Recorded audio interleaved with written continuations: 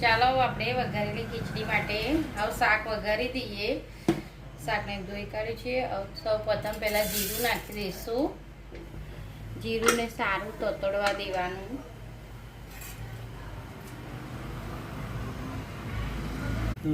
ત્યારબાદ હવે તેલ રેડી દઈએ અંદર.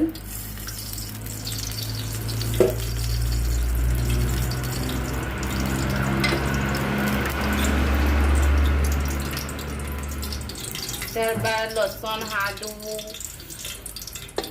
ટામેટા નાખી દેવાના. ડુંગળી, સૂકા મરચાં નાખી દીધા.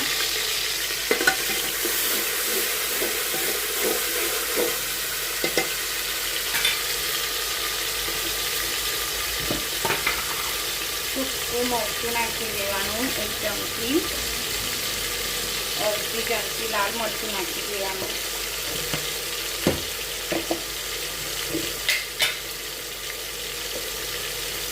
હળદર 1 ચમચી નાખી દેવાની. અને થોડી વાર ચડવા દેવાનું.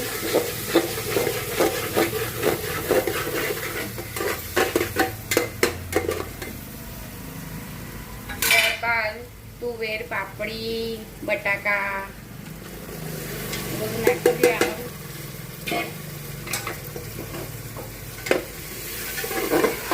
રીંગણ છે, ટામેટા એટલે મિક્સ થવા કરી દીધું. ગરમ થવા દેવાનું. ત્યાર પછી વઘારેલી ખીચડીનો મસાલો, વઘારેલી ખીચડીનો મસાલો નાખી દેવાનો.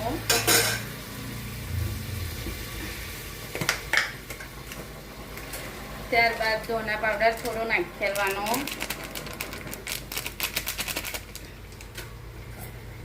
પછી થોડી વાર ગરમ થવા દેવાનું.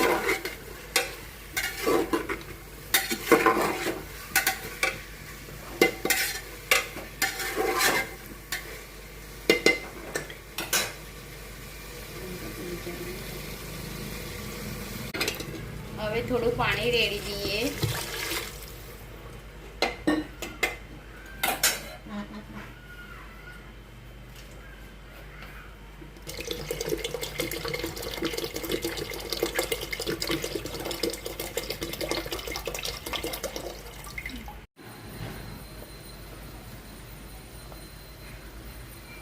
હવે આધમ થઈ ગયું છે. ચોખ્ખા ધોઈ કાઢ્યા છે.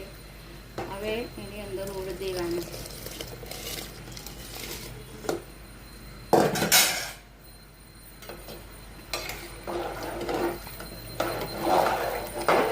મીઠું બી નાખી દીધું છે. હવે કુકરને બંધ કરી દેવાનું અને 3 સીટી રાખવા દેવાની. ત્યારબાદ થઈ જશે વઘારેલી ખીચડી. ચાલો હવે ખીચડી પાછી આપણે જોઈ જઈએ. 3 સીટી થઈ ગઈ છે. ગેસ બંધ કરી દીધો. હવે આવી રીતના હવા કરી નાખવાની.